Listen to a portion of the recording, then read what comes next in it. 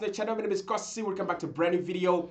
VIKTOR Yokeres has rejected Manchester United. His first preference is to join Arsenal this summer, according to Fabrizio Romano. What does this mean? Does this mean Arsenal could go ahead and sign VIKTOR Yokeres? There is also a very positive story from Florian Plettenberg that the agreement between Sporting and Gyökeres stands this summer. He's going to be sold between 60 million euros to 70 million euros. Again, this changes everything. Big market opportunity right about now. He wants Arsenal. We know Mikel Arteta is interested in players that are obsessed about joining Arsenal.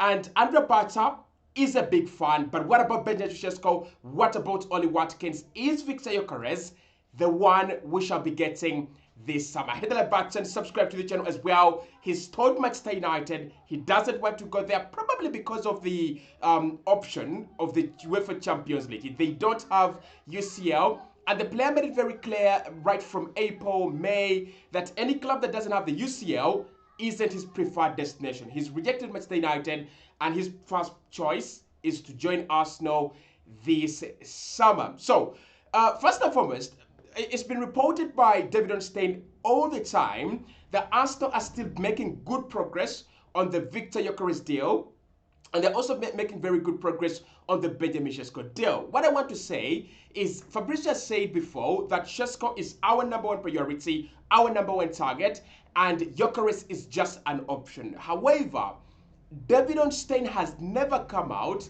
and said Arsenal made Sesko their #1 priority, and he has never come out to say that VIKTOR Yokeres is just an option. What he has always said is Andre Bata wants to advance on both deals before Arsenal can make a conclusive choice on either role. So that means there is almost a 50-50 chance that we get Gyökeres or that we get Benjamin Sesko. Listen, this story absolutely changes everything for 3 or 4 reasons. One, I don't think that VIKTOR Yokeres is turning down Manchester United, a team that has a manager that signed him from Coventry, a manager that understands him in Ruben Amorim.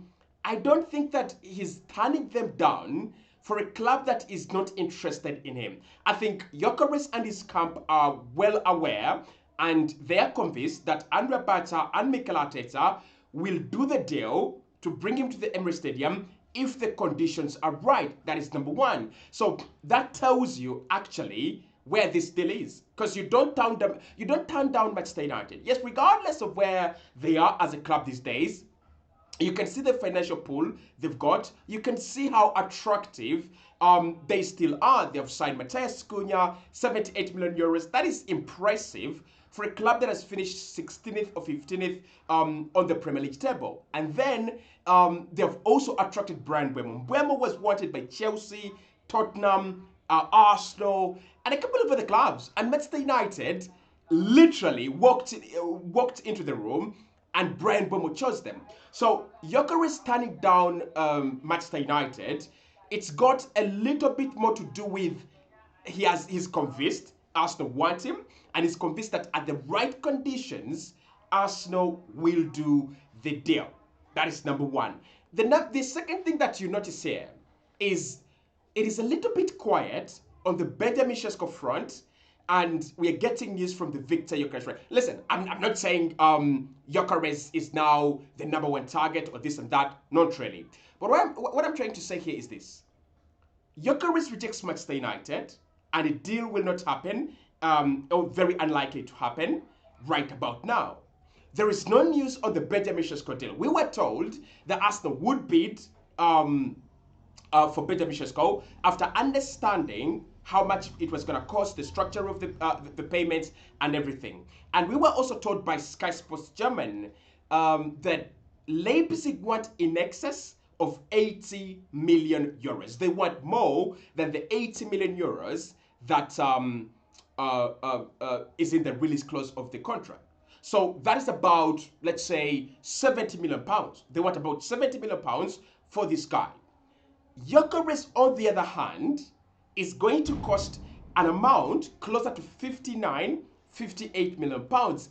That is a very big difference financially. And if you think about the financial package, I don't think that VIKTOR Gyökeres is going to make it difficult for Arsenal in terms of personal terms. It's not going to happen. He's earning about 40,000 per week.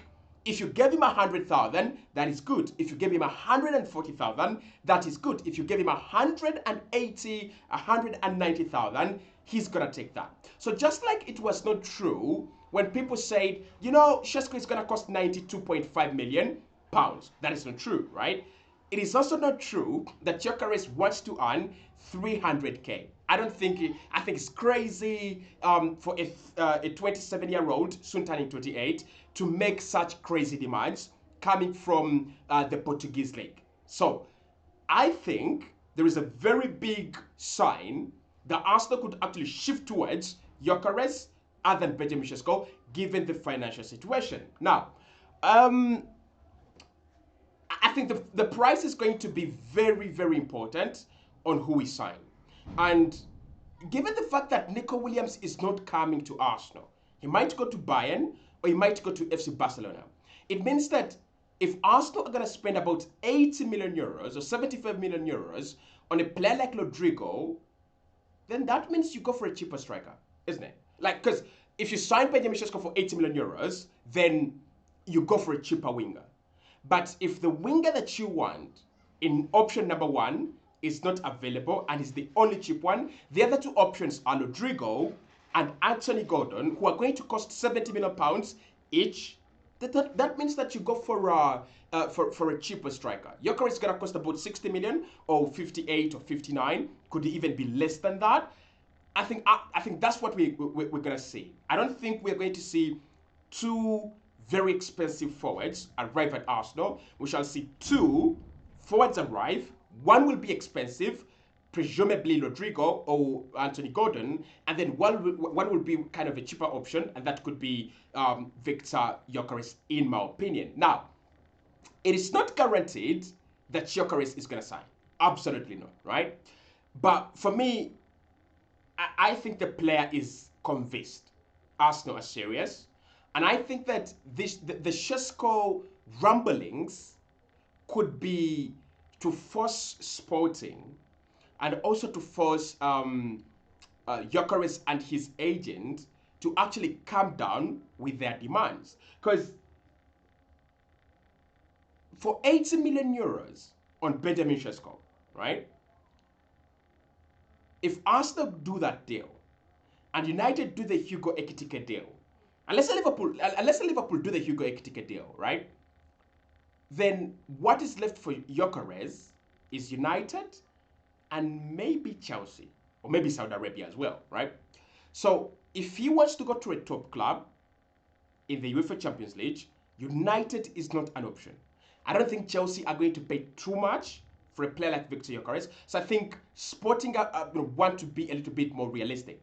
And Arsenal could be using the Šeško smokescreen just to sound out the resolve of Sporting on their prices.